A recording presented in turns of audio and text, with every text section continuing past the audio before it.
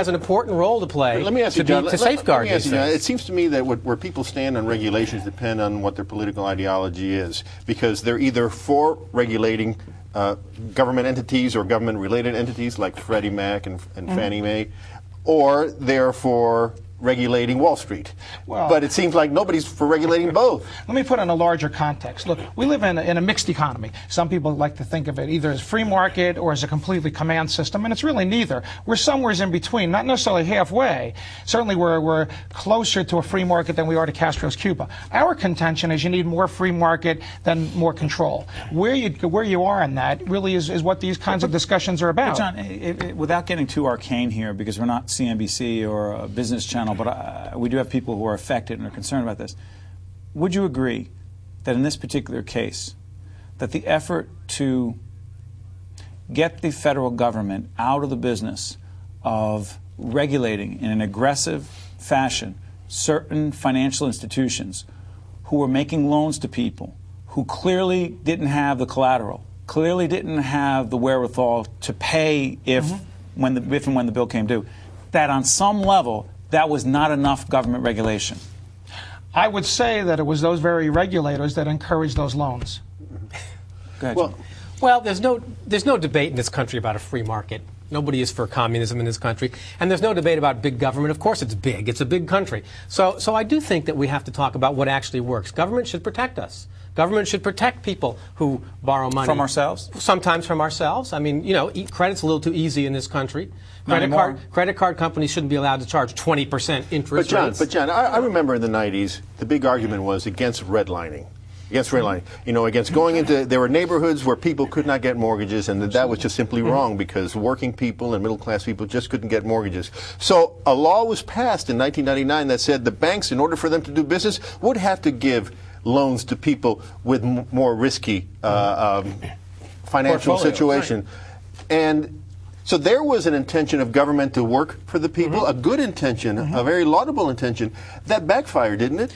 It seems to have, although I'm not sure it's because of those individual borrowers or because they're securitizing these loans and putting them in package and then other people Obviously, invest it's a in them. combination There's of a lot of things, things right? going on. I don't want to scratch away all this and say the problem is poor people shouldn't be allowed to buy houses. That's just not, that's an oversimplification. But respectfully, since there is no single entity to blame, can we be at least candid enough about the situation to say that part of the problem here is that certain people were really not supposed to get access to that capital. They were really not supposed to have those mortgages. Well, everyone should be able to have a home, but you have to be able to be in a position to take the risk, and millions of Americans were not. Isn't that part of the problem? Absolutely. That we are part of the problem. Any particular person, group, if you want to call it a group, it's a group that can't afford to make those mortgage payments. That's the group. And so the government, was it the role of the government? Should it have been the role of the government to say certain people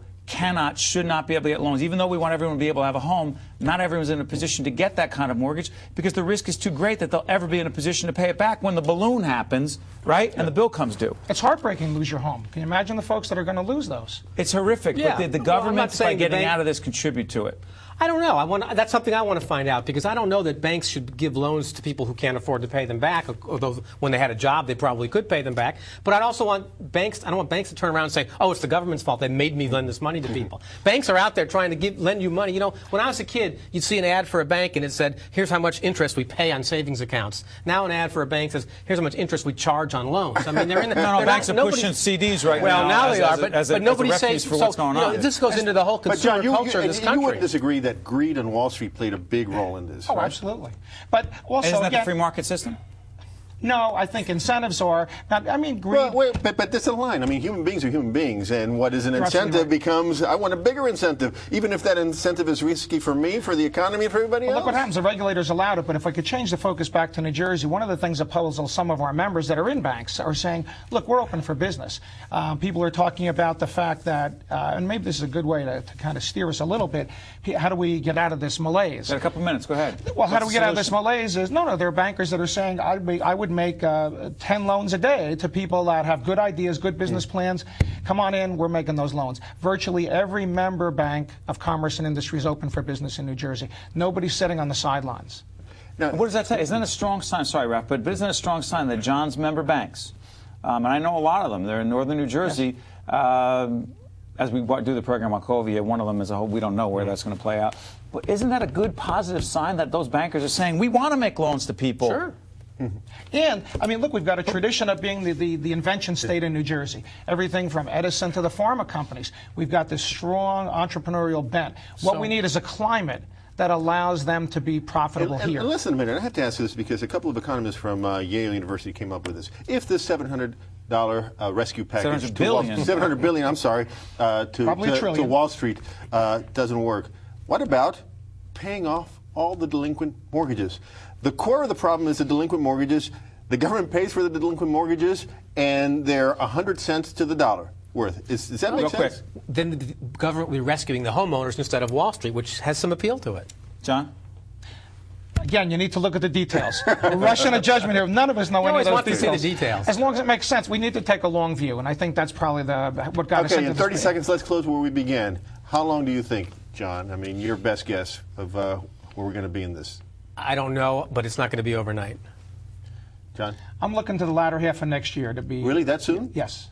And you're positive and upbeat about it? Yes, because I'm confident. Again, trust markets, trust free, trust people. If we have a climate of opportunity in New Jersey, we've historically been strong, and John has mentioned many of those areas.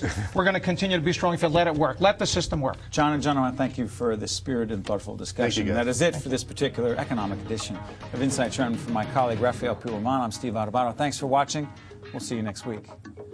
Thank you, gentlemen.